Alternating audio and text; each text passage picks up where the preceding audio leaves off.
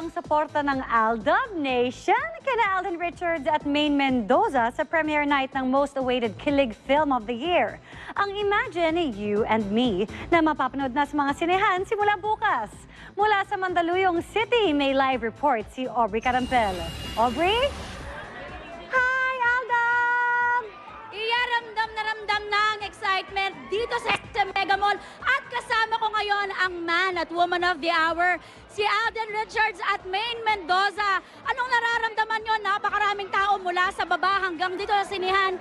Napakaraming taong sumalubong sa inyo, buong Aldab Nation yata nandito. Grabe, nakakaloka. Hindi namin in-expect na as in talagang almost mapuno yung mall. Sobrang nakakatuwa, sobrang nakaka-overwhelm na makita silang inabangan kami. Simula kanina, nandyan na sila. Nakakatuwa. Thank you sa lahat. Thank you. Sobrang sarap sa pakiramdam, Teobs. I mean, sa tagal ko sa showbiz, hindi ko na-experience to. So, we're so full of happiness and excitement right now, and laki ng pasasalamat namin sa lahat ng sumusuporta na andyan pa rin sila hanggang ngayon. Thank you po.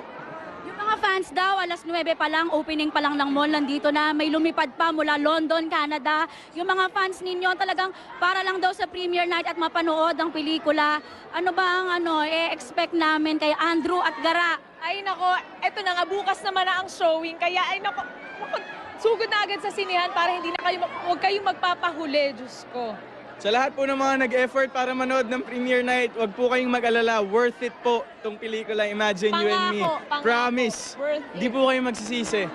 Hindi lang kilig to the bones, kilig to the bone marrow daw. Ganong level. Yes, To the soul. abot hanggang bone marrow, correct. Yes po.